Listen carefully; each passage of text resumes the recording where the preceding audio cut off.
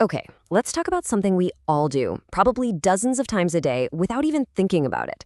Scrolling. You know, that simple flick of the thumb that opens up a literally never-ending world on your screen? But what if that simple action isn't so simple? What if it's hiding a powerful and very deliberate mechanism? That's really the central question we're digging into. The argument from our source material is that this seemingly tiny design choice is actually doing something profound to our brains. Something that goes way, way beyond just wasting a few minutes here and there. So, to really get what's going on, we have to start with the experience itself. It's a familiar ritual for pretty much all of us. I mean, you know exactly what this feels like, right? It's almost hypnotic. You pull out your phone, open an app, and your thumb just starts moving. It's this continuous, frictionless river of information, photos and updates. And there's no natural stopping point, no end of the page that makes you pause. The world just keeps on flowing, and you just keep on scrolling. But here's the crucial part. That endless river isn't a natural thing. It's not how the internet just is. It's a deliberate, calculated piece of design. The technical name for it is, well, infinite scroll. And you gotta remember, before this was the standard, we had pages. You'd reach the bottom of an article or a feed, and you had to make a conscious choice. Do I click to page 2? Infinite scroll was designed specifically to remove that moment of decision, to make continuing the default, totally effortless action.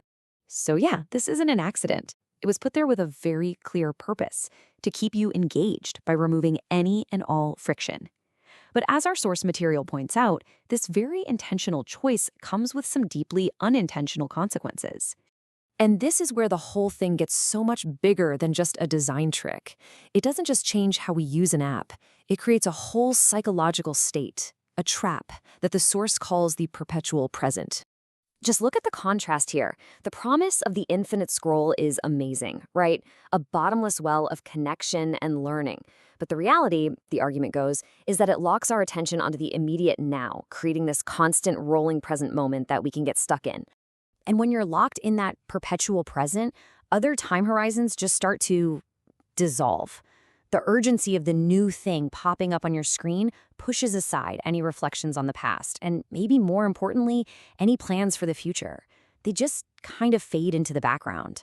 And this leads us directly to the single most important claim from our source material. The effect isn't just a momentary distraction, it's a systematic erosion of a critical human skill. This is it. This is the core argument.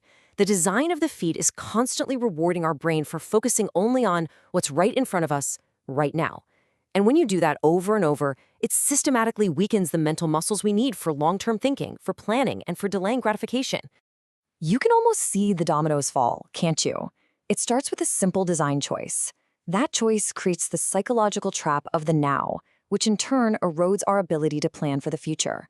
And the final domino to fall? Well, that's our own ambition, our own progress. Because really, that's what it all comes down to.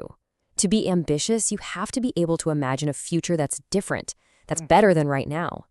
And to make progress, you have to build a plan that connects today to that future. The perpetual present of the infinite scroll is, in a very real way, the enemy of both of those things. So what do we do with all this? After unpacking this whole mechanism, what's the ultimate takeaway?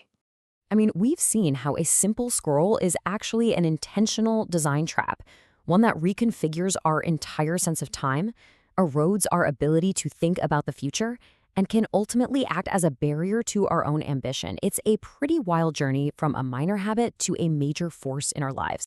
But listen, the goal here is not to make you throw your phone away. It's about empowerment. It's about pulling back the curtain so you can understand the architecture of the digital worlds you're spending so much time in. Awareness is the first, most crucial step to navigating it all on your own terms. So I'll just leave you with this final thought. It's a question to carry with you. The next time you find yourself lost in that endless feed, just take a second to pause and ask yourself, what future, what goal, what ambition am I scrolling past right now?